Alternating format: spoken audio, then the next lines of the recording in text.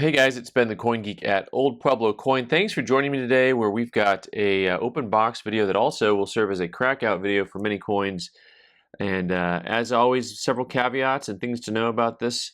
If you like graded coins, buy coins that are already graded. Do not purchase raw coins to send them in and get them graded. And also, don't play the game, man. Let me do it and lose money for you. But by the way, hang around for the end of the video where I will show you exactly how to make 10% on your money guaranteed every time. All right, that's a promise. So we're going to hang around to the end of the video for that one. In the meantime, we've got this really cool 20-cent piece. We sent these coins into NGC. Took a couple, 3 months on their standard service to get them back. And this one's kind of wild, but I'm going to show you something that's a little deceptive about it. 75cc. Slightly better date, of course, on a 20-cent piece. For those of you who don't know, this is the coin that they should produce as soon as they get rid of the penny. And this one is graded fine details cleaned. Now, if you didn't pick up on the cleaned, let me show you how deceiving images can be, because I can show you where it's been cleaned. I know that it's been cleaned, and I wasn't really sure if they would catch it. And it's really hard to see, actually, depending on the angle here. So actually, on this particular coin, if you look at the dark surface, which is all very natural, and even some of the light highlights is also very natural, as we get into both where the Carson City is, the CC mint marks, you see how bright the feet are. Same thing on the date side here. You will actually run into something that is very fine hairlines running all the way across both the date. Let's see if I can get the angle right now that I said that I can.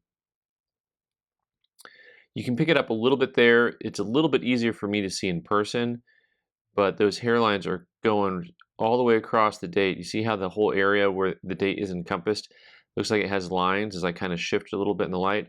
So if someone took an eraser or something like that and gave it a quick rub to highlight the date, the same thing happened on the Carson City side of the coin. And it's just kind of a shame. Neat coin. Fine, gray sheet fine. Money is like $340. It's probably still north of 300 on a coin like that. We're going to keep rolling with the Carson City theme here with an 1889 Carson City dollar. This one's a real fun one for anyone set because it's just kind of a nice, even, clean coin. Well circulated, but nicely detailed. And something that I find to be a pretty attractive piece overall. There's the famous Carson City Mint. Just a nice even piece for any collector. It looks like it was maybe in an album for a while, or maybe a manila envelope for a while. So usually when you're grading Morgan dollars or any coin really, it's a matter of segmenting it in your mind between some of the different grade points. What are you seeing? What are you not seeing? You have most of the detail gone away, but you still can see detail. In other words, it's not just an outline of the head with no detail. So that oftentimes kind of that verbal description where you have some detail, but everything looks really flat is usually something in the fine range. Fine. And that coin is within there. That's a coin that's probably trades retail at a $1,200 range-ish. I'm going to get these out of the way because I'm going to have room for all the crackouts that are coming down the road here in just a second. Next up, a coin that, okay, so sometimes you guys might have a hard time seeing the cleaning, and other times this is the hubcap approach. So when I talk about, maybe having some type of surface indicator on the coins for labels for grading, this would be like a 1 out of 5 for cleaning, right? This would be like, this coin has been polished, buffed. The only thing that's kind of wild about this coin is this coin has a little bit less detail to it than the 89cc did, but also they called this a good details harshly clean, this 1893S. This is a coin that I sent in to get certified simply because it just needs to be authentic. And in fact, the grading services both used to have, and I think they both still have, something where you can send it in, and instead of getting a grade, you can just get the word genuine. We'll talk more about that in a minute. So here we go with a coin that's been harshly polished. A 93S is the toughest date. I knew that it was authentic. It actually has the telltale marks, which is a line in the top of the T and a dot in the base of the R in Liberty here in the headband. Let's see if I can get close enough to show you all what I'm talking about. T for 2.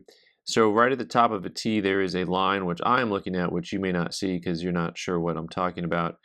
I can draw it for you sometime. Also, there is a little base in a little dot in the right front foot of the R. Those are both indicators that it is original, authentic coin. I've done videos on that before, I'm sure. And anyway, so this guy here, good details, harshly cleaned. In VG, these coins trade for over three grand. This silly coin's probably still, I don't know, a couple grand. I mean, it's silly is the word. Welcome to the silly world of coin collecting, my friends. Next up, the trade dollar. I don't know why I want to sing when I see a trade dollar, but 1876. This is a centennial coin. How about that? 1876, such a cool year in American history because people were very excited about the centennial. They had huge celebrations all across America, including a giant centennial expo. And so this one, AU55, this is kind of a fun coin. I'm going to say something wackadoo here about this coin and the next coin here. This coin to me, I think I would have called a 53 and not a 55. I think it has just a little bit too much luster gone. And then next up, I've got another one, a 78. Now you're going to see a lot of hairlines dancing on both these coins, right? And so the hairline dance is a funny dance because I never know what they're going to call cleaned and not cleaned. So I'm not arguing that the one on the right is not cleaned. I'm not arguing that the one on the left is cleaned. One of the things that I talk about when I talk about surface quality is this is an extremely natural look to see all the little hairlines dancing on a coin like this from circulation. That is a coin that's been in someone's pocket, moved around, and at the same time you'll see this coin here. They've got the hairlines are a little bit heavier, and they chose to call that clean. Now they also called it unk details. And this is a coin that I would not have called unk details. I would have called it AU details. Generally speaking, if a coin is expensive enough, we want to get it certified. It just helps the salability.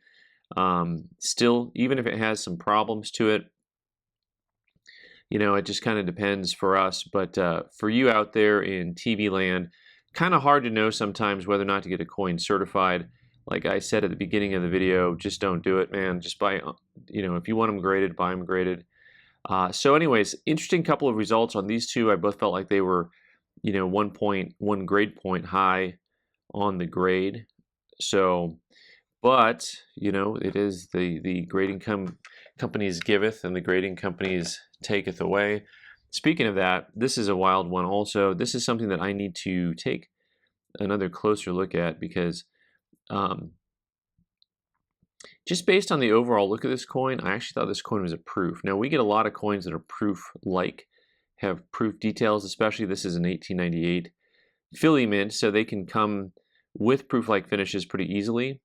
The thing that I was kind of drawn to was just the little bit sharper edges on this thing, combined with the look. And what I mean by the look is a proof coin versus a proof-like coin. Oftentimes there will be little to no contrast on a proof. So you have this very ubiquitous kind of skin to the coin. The finish from the field to the face is very uniform. And that actually happens a lot on proofs versus a proof-like strike. Now you also see all the fun little dancing hairlines here. This is so you think you can dance. Unk details cleaned. All right, well, I'm gonna that one might have to sit back and simmer for a while. I'll ask a couple friends about it and just see, people who know.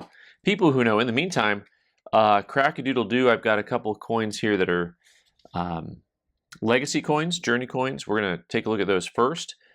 Don't forget, I'm gonna show you how to make 10% on your money at the end of the video. So we got these two, and then I've got 3 or 4 more. So I had these pennies that were annex, and they were just kind of fun. I had recently done a video where I had a coin that had the same color palette as this and straight graded. You can see that PCGS called it questionable color, and I'm having fun trying to figure out what the grading companies are going to do next. This is a useful thing for all of us. I have argued that they should do a symposium talking about identifying what they're going to call toned naturally, what they're going to call artificial, what they're going to call questionable. It's the one area of the grading market where I feel like it's been kind of strange over the last 5 years. There seems to be some type of transmogrification. This one is Unk Details Altered Color. So they came out and called it altered color. Fantastic. Better than questionable color. They said, hey, someone altered this. We know. We know this isn't natural. Once again, if this isn't natural, I'd love to know the guy who's doing this stuff and talk to him a little bit. But, if they're going to be consistent, that's all that matters, right? So if you're watching a game, if you're playing sports ball, and the officials are calling something consistently and you don't like it, but you know that they're going to call it, don't do it, right? So adjust to the officiating is a part of the game. Same thing here. We've got this 1888. This was in an annex, straight graded. I showed it to a friend. He's like, that coin is stunning. He's going to give it like a 6. He was going to give it extra points for the color pop. And then, I got it out of the annex holder, came back PCGS, questionable color, Unk Detail, and just a stunning 1888. Oh no, Unk Detail, artificial toning. Once again, PC using the QC and NGC using the actual AT, the artificial toning. They came out and said, yeah, that's it, boys. That is not real. So, I guess we can go from, strict to less strict to the strictest and just send it into CAC next, and might as well have some fun. Have a legacy journey there, folks. We're going to go through a bunch of coins, the same coin over and over again. Over and over again. So next up, I've got 4 more here. I got three to go, hold the mustard. And on these 3, this is kind of fun. So earlier I was mentioning that you can get a coin graded and just have it labeled genuine. So this came to the shop, 25D in a holder that just said genuine. Now, you can get that done intentionally. It used to be a less expensive format. I actually don't think that it is anymore. I think you're just paying the grading fee and just saying, hey, just call it real or not real.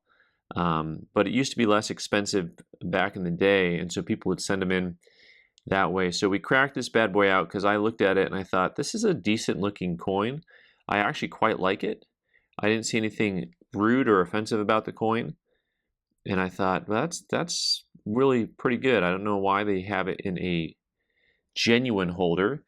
So sometimes they'll get them in a genuine holder. So for example, that 93S we were talking about earlier, it says harshly cleaned on it, but if somebody wanted it to have fewer words, they wanted to collect without words, they would just say, let's just get the word genuine on there, and then anyone else can decide the value. So once again, it was probably a value proposition by somebody who owned the coin. I thought the coin was lovely. MS63, nice grade, nice coin. I think the coin is attractive. And hurrah, hurrah.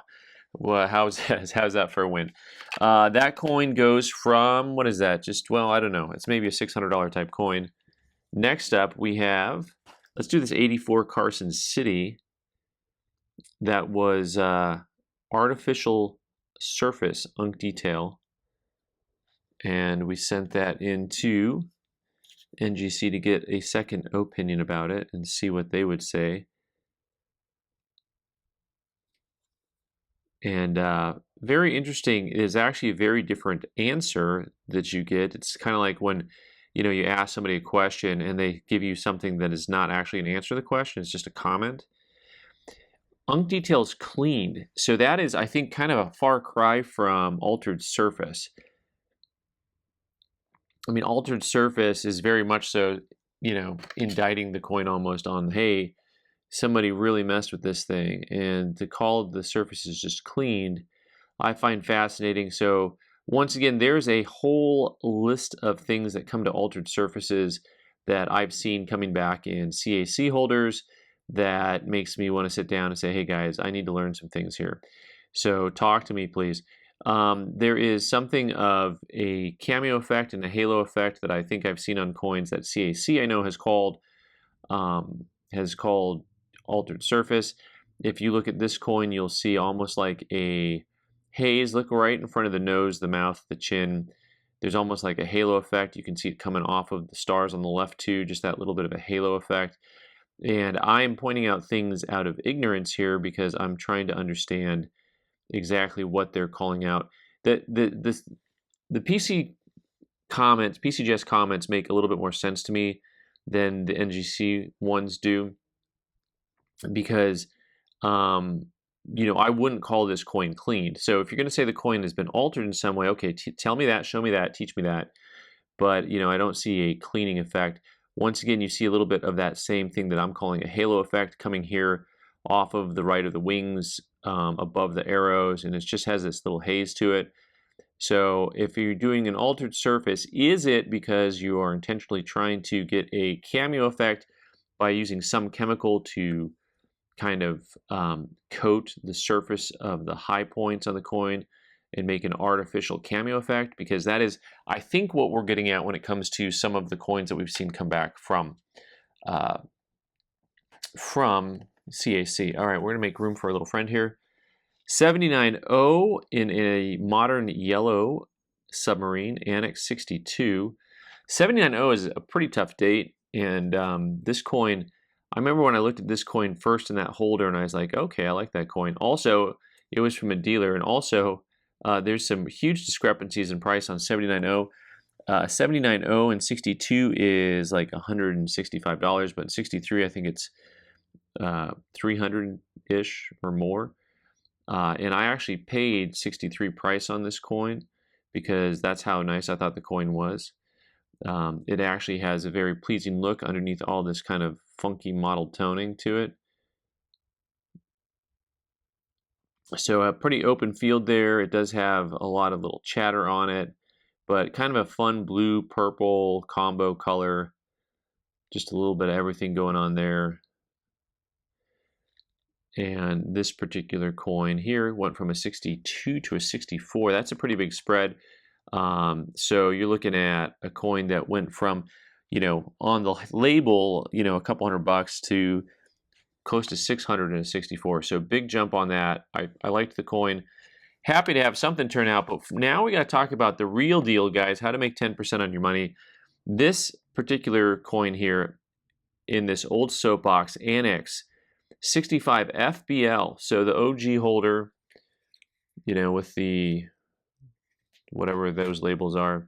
I thought this coin was quite remarkably stunning. I like that kind of, I don't call it black and blue look, but there's a whole look from the 40s and 50s that you'll see this a lot on some of the commems that came out during the time period, where that toning gets a little bit dark, but the luster is just beautiful. The skin is beautiful. Here's that S mint mark at the top of the Liberty Bell, and the full bell line's going to be those bell lines down at the bottom of the bell, the ball of the bell coming all the way across there. So if you want to know how to make 10% on your money, you take a 51S and a 65 full bell line, and you move it to a 64 not full bell line, because a 65 full bell line lists for about $250, and a 64 not full bell line lists for about $25. So literally 10%, 1/10, not numerically the biggest loser, but mathematically a 10%, so a 90% drop off in price. That is mathematically the biggest loser, not by a dollar amount. I've had some doozies, folks. Anyways, that is how you make 10% on your money. Like I said, do not try this at home. Thanks for being here today. I'm Ben the Coin Geek. You can subscribe by clicking on the owl button in the corner and watch more videos on the right side of the screen. Thanks.